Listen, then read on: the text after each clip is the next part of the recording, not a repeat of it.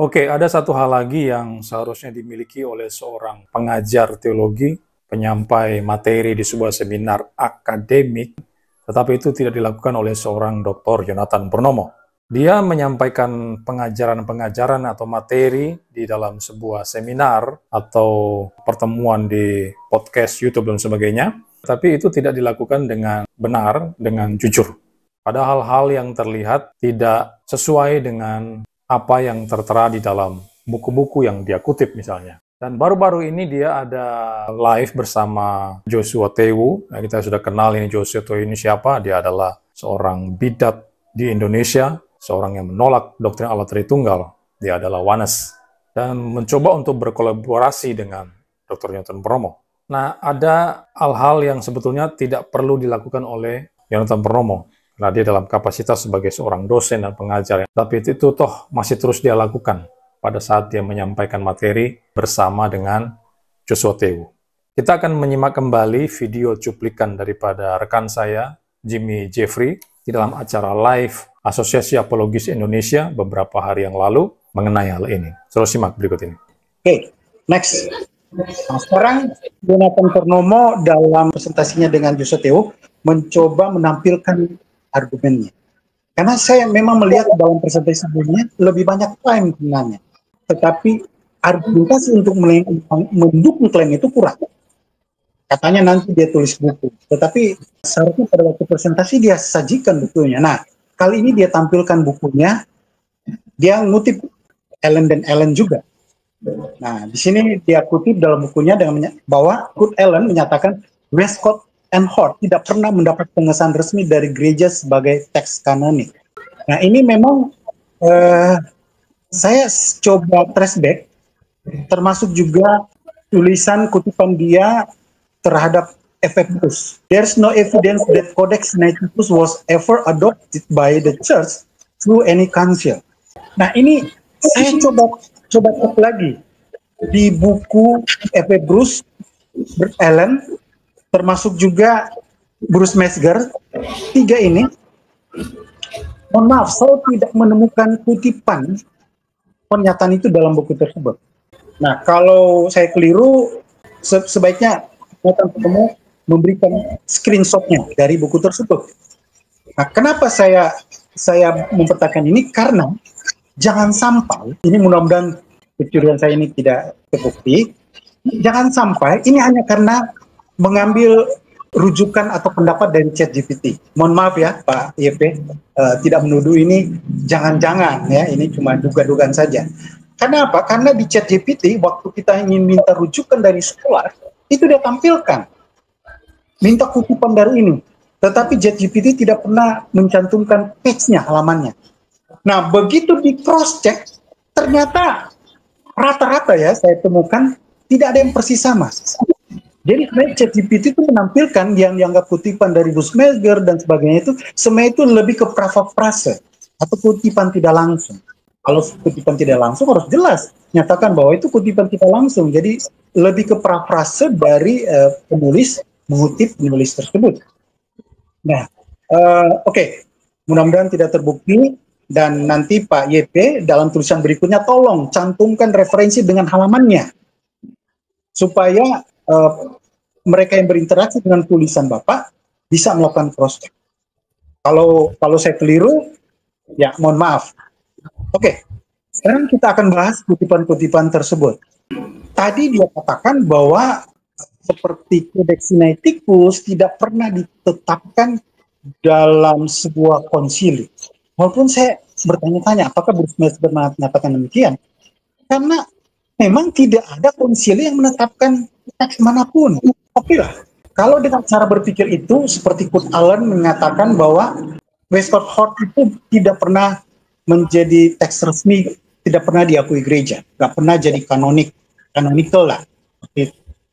Nah, saya coba melihat kembali bagaimana penggunaan istilah kanonik atau canonical terkait teks-teks ini. Dan memang saya temukan Kurt Aland menggunakan istilah itu. Dan yang menariknya, Kurt Aland, buku yang dirujuk oleh Jonathan Purnomo, justru menyebutkan, saya kutipkanlah di halaman 6, silakan di cross check. Ini pernyataan Kurt Aland. Textus Receptus remained the basic text and its authority was regarded as canonical. Kata canonical digunakan. Tetapi di sini disebut Textus Receptus. Jadi sebenarnya Allen melihat istilah canonical ini dalam pengertian semacam pernyataan gereja resmi, jadi semacam bahasa resminya. Tetapi bukan berarti menolak teks-teks lain.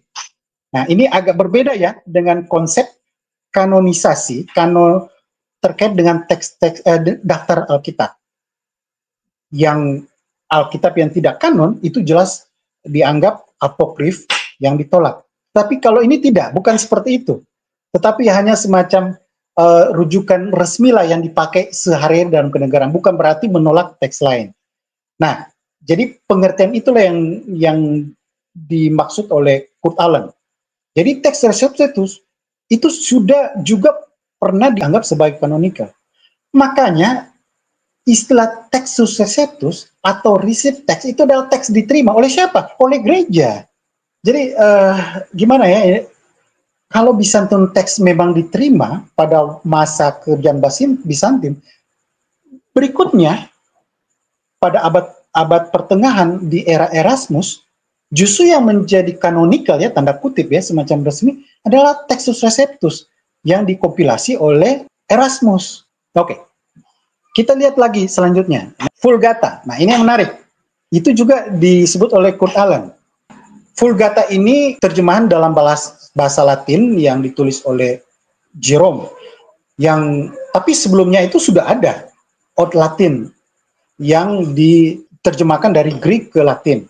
Jadi oleh Jerome nanti itu mulai di sekitar abad keempat, dan dari Jerome ini, karena memang Jerome ini dia kuasai bahasa Ibrani dan bahasa Yunani, dan Vulgata itu dinyatakan di sini saya garis merah officially authoritative text dalam ini oleh Paus Sixtus dan Pope Clement. Jadi perhatikan di sini, Vulgata itu menjadi seperti canonical di gereja barat.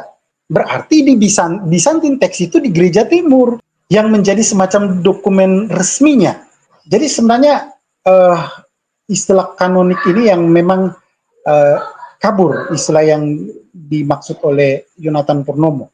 Nah, saudara sekalian, dari pemaparan yang disampaikan oleh Bapak Jimmy Jeffrey, maka kita melihat Yonatan Purnomo di sini mengutip ya buku daripada Kurt Aland dan Barbara Aland, kemudian Bruce Metzger, lalu F.F. Bruce. Mereka bertiga ini adalah para scholar ya, para ahli perjanjian baru yang ternama.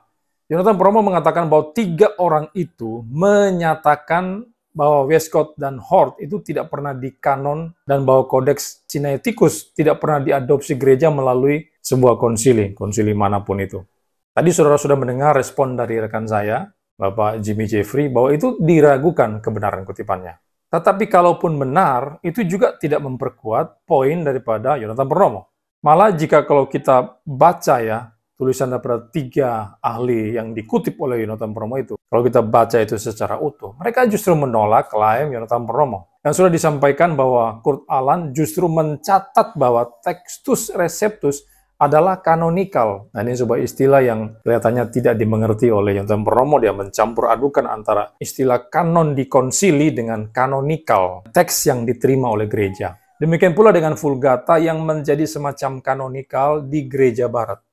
Kemudian, dalam seminar bersama Joshua Tewu, menarik di sini ya, karena Yonatan Purnomo seperti saya katakan tadi ya, menggandeng bidat anti Tritunggal, Joshua Tewu. Nah, ada teman saya tadi komentar di Facebook dan mengatakan, Pak Yonatan Purnomo ini adalah seorang wanes. Nah, saya belum bisa menyatakan demikian, tetapi indikasi ke arah sana kelihatannya sudah mulai terlihat dari seminar Tritunggal yang dia bawakan itu. Walaupun dia mengakui dia adalah seorang Trinitas, seorang penganut Tritunggal, tapi konsep atau penjabaran posisi Tritunggal yang dia pahami itu ternyata berbeda dengan gereja-gereja mainstream selama ini. Tapi itu nanti berikut. Nanti kita akan teliti lebih lanjut mengenai persoalan itu. Nah, Yonatan Purnomo mengutip F.F. Bruce itu tanpa menunjukkan halamannya ketika dia bersama dengan Joshua Tewu ya.